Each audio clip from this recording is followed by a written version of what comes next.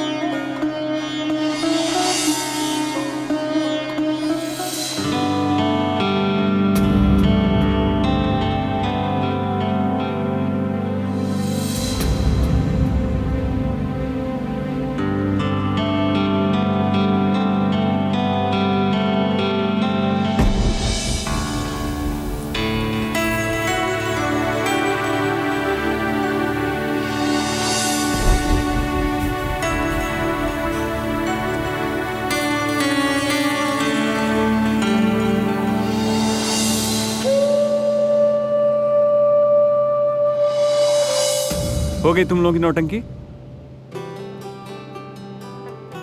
अब चलो जल्दी आओ, नाश्ता करो।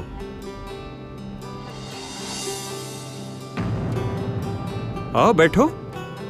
तुम खा लो भैया, आज हम लोगों का उपवास है। उपवास? किस चीज के लिए उपवास? शादी के उपवास। आज हम सब ने शादी के लिए उपवास रखा है। अपनी शादी के लिए नहीं, आपकी शादी के लिए।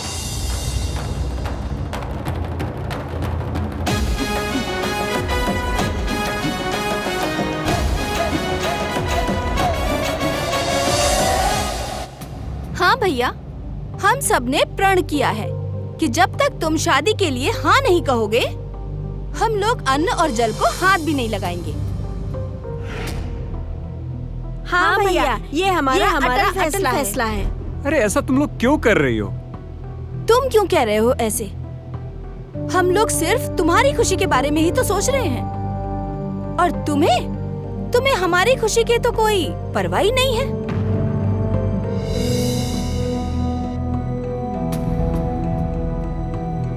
मान जाओ भैया।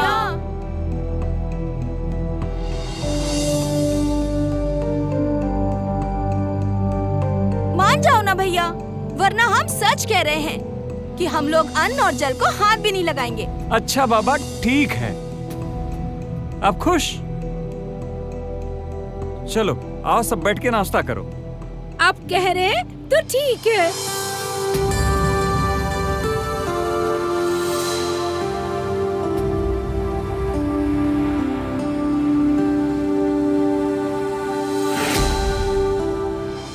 अरे मैंने कहा है ना, मैं जो कहता हूँ वो करता हूँ। अब जिद छोड़ो तुम लोग, चलो बैठ के नाश्ता करो।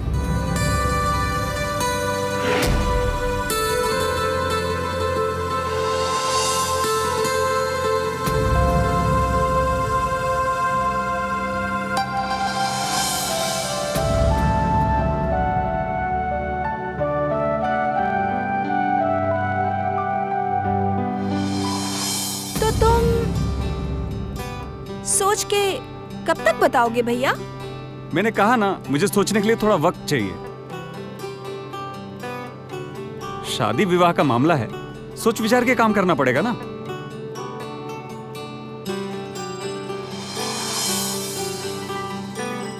और वैसे भी शादी के लिए एक अच्छी लड़की की जरूरत पड़ती है।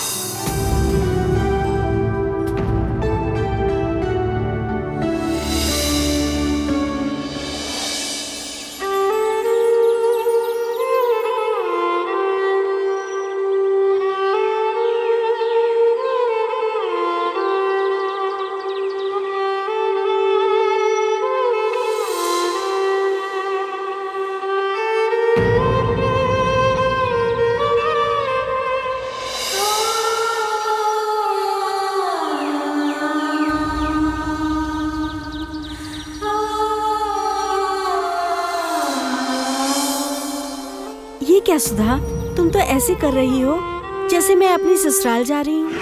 भगवान करे वो दिन जल्दी आए दीदी।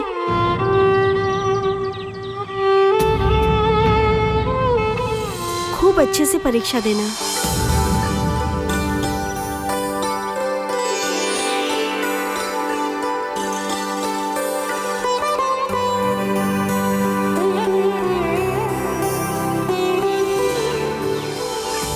हमेशा खुश रहो। पहुंचने के बाद फोन जरूर करना।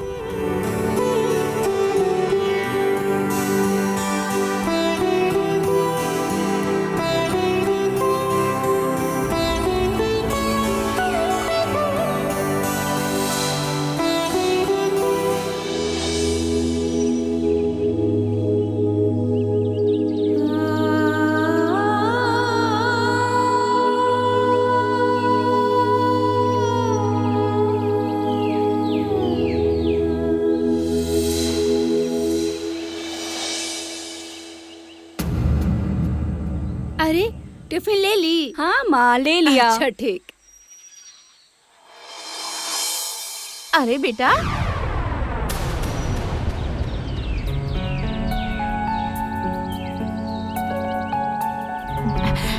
तुम्हारी माँ घर में है क्या? हाँ, माँ तो घर में है।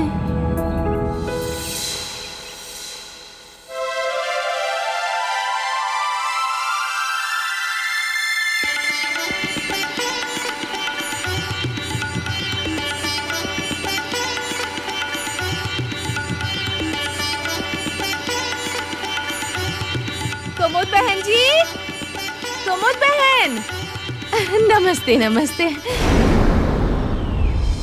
अरे फिर आ गए आप दोनों लोग। अरे कल पैसा मिल गया था ना आप लोगों को? अरे नहीं नहीं, मैं पैसा मांगने नहीं आई हूँ। हम लोग एक प्रस्ताव लेकर आए हैं। अगर आप ये प्रस्ताव स्वीकार कर लेंगी तो आपका और आपकी बेटी का पूरा जीवन सुख से गुजरेगा। हम लोग बैठकर बात करें क्या? आइए चलिए बैठिए।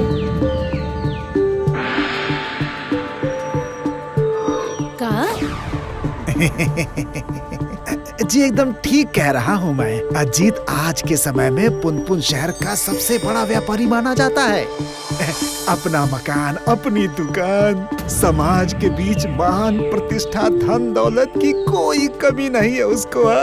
अगर आप चाहें तो हम अजीत की शादी आपकी बेटी से करवा सकते हैं। अरे वो सब तो ठीक है, लेकिन आप विभा को देखी है ना? और आपके भतीजे जैसा बड़ा आदमी भला ही विभा जैसी काली लड़की से शादी कैसे करेगा? और उनको तो एक से एक अच्छी और सुंदर लड़की मिल जाएगी। अरे नहीं नहीं, हम अजीत की शादी विभा से नहीं, आपकी बेटी सुधा से करवाना चाहते हैं। अपनी बिटिया के लिए अजीत जैसा लड़का अगर आप चिराग लेकर भी ढूंढेंगी ना, तब भी नहीं मिलेगा। और दहेज में 1 रुपया भी नहीं देना है, क्योंकि अजीत बिना दहेज के शादी करने के लिए तैयार है। एक बात और है, अजीत के घर में 5 बहनें हैं सिर्फ। धीरे धीरे उनकी भी शादी हो जाएगी, धीरे धीरे अपने ससुराल चली जाएंगी। हाँ, फिर आपकी बेटी का ही राज रहेगा, ना कोई बोलने वाला, ना कोई सुनने वाला। आपकी बेटी अकेले राज करेगी, राज। लेकिन क्या ये रिश्ता के लिए आपका भतीजा मान जाएंगे? क्योंकि हम लोग तो उनके हैसियत के आधा भी नहीं है। अरे उसकी चिंता आप मत करिए, जैसे जैसे हम लोग कहते जाएंगे आप वैसे करती जाएंगी। हाँ, अरे माफ कीजिए बहन जी, उस दिन ना जाने आपको गुस्से में पता नहीं क्या क्या कह दी थी। वो बात ऐसी है ना कि मैं विभा की शादी के लिए बहुत परेशान थी। कोई बात नहीं, आपकी परेशानी हमारी भी परेशानी है। अब हम चलते हैं। एक बात और है कि अजीत की बहनों को ये बात पता नहीं चलनी चाहिए कि ये रिश्ता हम दोनों मिलकर लगा रहे हैं। दरअसल बात ये है कि अजीत की 5 बहन अपने चाचा से बिल्कुल बात नहीं करती। वो क्या है कि बड़ा होने के नाते ये उन्हें समझाते रहते हैं, तो उन्हें लगता है कि ये हुक्म चला रहे हैं। अब क्या करें, ये 5 बहन तो मेरे लिए बच्चे ही है ना सब। हाँ? और हाँ, ये बात उन 5 को पता नहीं चलनी चाहिए कि ये शादी हम लोग करवा रहे हैं, नहीं तो वो ये शादी नहीं होने देंगी। फिर तो बहुत ही मुश्किल हो जाएगी। नहीं नहीं, इस बात का ना आप लोग बिल्कुल भी चिंता मत कीजिए। इस बात के बारे में उन लोगों को बिल्कुल पता नहीं चलेगा। अच्छा तो ठीक है, आप सब कल ही आ जाइए। अभी चलते हैं, नमस्ते। चलिए मलकिन। कहाँ? कैलकाटा? अरे नहीं राम अवतार भैया, कैलकाटा की लड़की हमारे यहाँ क्या करेगी?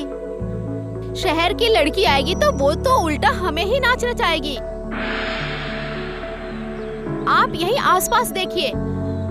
हाँ, हमें एकदम सीधी सादी घरेलू लड़की चाहिए, ज्यादा हाई फाई लड़की नहीं चलेगी।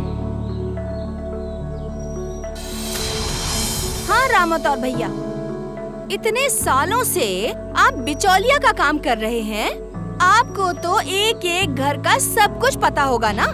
आधा से ज्यादा पुनपुन की शादी आप ही ने तो कराई है ना, तो फिर हमारे भैया के लिए क्यों दिल्ली और कलकत्ता जा रहे हो?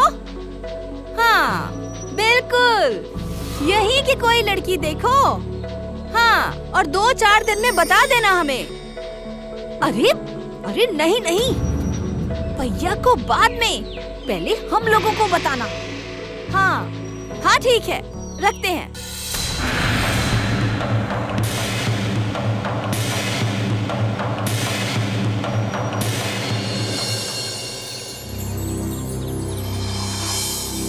सुधा, ओ सुधा, जल्दी खाना लेकर आओ, वापस अस्पताल जाना है मुझे।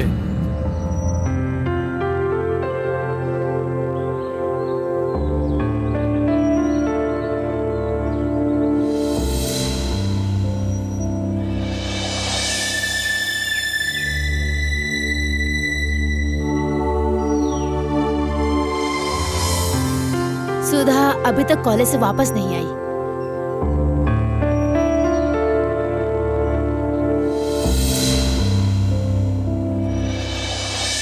लीजिए खाइए, आज आपकी पसंद का साग और कढ़ी बड़ी बनाई हूँ।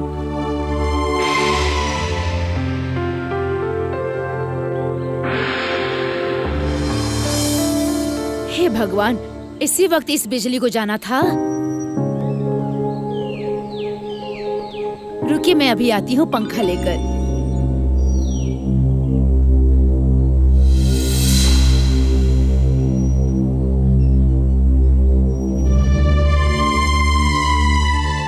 खाइए ना खाइए। क्या बात है, आज बहुत सेवा हो रही है। इसका मतलब क्या कहना चाहते हैं आप? मैं आपकी सेवा नहीं करती हूँ क्या? ए जी, सुनिए ना, मैं आपसे एक बात कहना चाहती हूँ। कहो। अरे उस दिन मैं क्रीम पाउडर लाने गई थी ना पुनपुन, दुलारी मनिहारी सेंटर। वहाँ बगल में उनके भतीजे अजीत का दुकान है। उनके बारे में वही पता चला था मुझे। मैं भी सुना हूँ कि अजीत पुनपुन का सबसे बड़ा व्यापारी है। एकदम सही सुना है आपने। अरे वो तो बहुत ही अच्छा, गुणी और सुखी संपन्न लड़का है। मैं ना उसके साथ सुधा की शादी करना चाहती हूँ।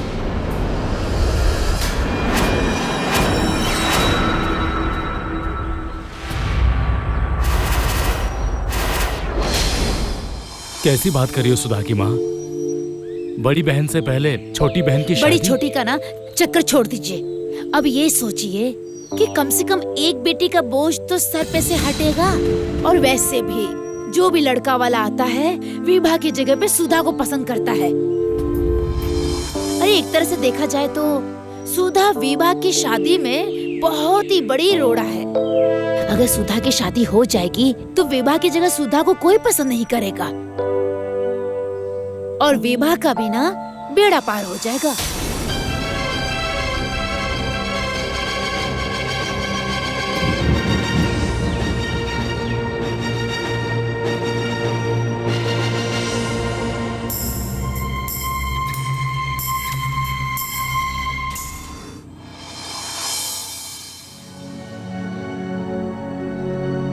देखो सुधा की माँ, जो भी कुछ तुम कह रही हो एकदम ठीक है, लेकिन फिर भी इस बात के लिए मेरा मन नहीं मान रहा है। मैं बहुत समझ रही हूँ आपकी मंशा और बहाना। आपको तो बस अपनी पहली पत्नी के बच्चों से ही प्यार है। मैं और मेरी बेटी हमेशा आपकी नजर में दूसरे नंबर पे ही रहते हैं। आप कभी हमारे बारे में नहीं सोचते हैं। ये कैसी बात कर रही हो सुधा की माँ? तुम अच्छी तरह जानती हो कि मैंने कभी सपने में भी विभा और सुधा के बीच भेदभाव नहीं किया। लेकिन अब तो कर रहे हैं ना। अरे सीधे सीधे क्यों नहीं कहना चाहते हैं आप कि अब सुधा की शादी करवाना ही नहीं चाहते हैं? घबराइए मत, आप नहीं करेंगे तो मेरी सुधा कुंवारी नहीं रह जाएगी। अभी मेरे नैहर के लोग जिंदा हैं। मैं अपने भाई को बुलाऊंगी और वहाँ भेजूंगी और सारी शादी का खर्चा वही करेगा। समझ गए आप? ठीक है, बताओ कब चलना है हमें? ए जी, तो एक काम कीजिए ना, कल ही चलते हैं ना।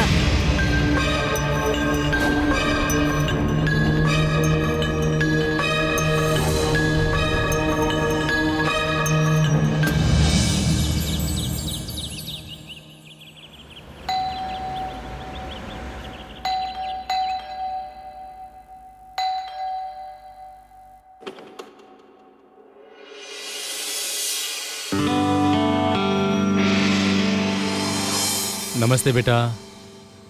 अजीत बाबू हैं क्या? नहीं, भैया तो दुकान गए हैं। बताइए क्या काम है? अरे वो हम लोग आए हैं बगल वाला गांव से। तुम्हारे घर हम लोग रिश्ता करना चाहते हैं। रिश्ता? हाँ बेटा, इसी सिलसिले में हम लोगों को अजीत बाबू से बात करना है।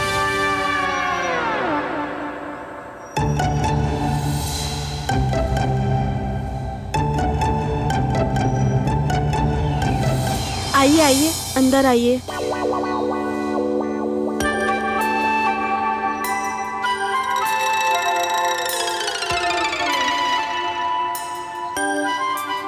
आप लोग बैठिए, मैं अभी आती हूँ। बैठिए बैठिए।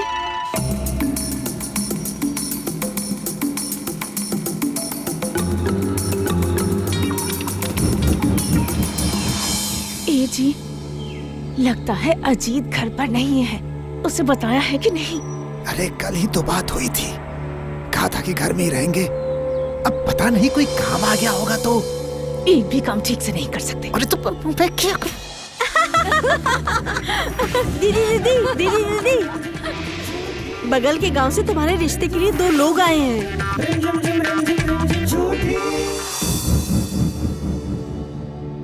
दीदी के रिश्ते के लिए? लेकिन भैया ने तो हमें कुछ बताया भी नहीं। ए रीता, जरा भैया को फोन लगा के पूछो तो। कोई जरूरत नहीं है। अगर ऐसी कोई बात होती तो क्या भैया हमें खुद नहीं बताते? अरे वो खुद ही घर में रहते। हाँ, इसका मतलब इन लोगों को कहीं और से पता चला होगा और ये लोग ऐसे मुंह उठा के चले आए हैं। ए रिमझिम, दिखने में कैसे हैं वो लोग? सच कह रही हूँ, एकदम भुक्कड़ और शक्ल से लगता है कि उन लोगों ने 4 दिन से खाना नहीं खाया है। घर को ऐसे घूर घूर के देख रहे हैं वो लोग, जैसे अभी अभी वो लोग खा जाएंगे। अच्छा, इसका मतलब एक और ठग परिवार आया है हम लोगों को मूर्ख बनाने। चलो इन लोगों को मजा चखाते हैं।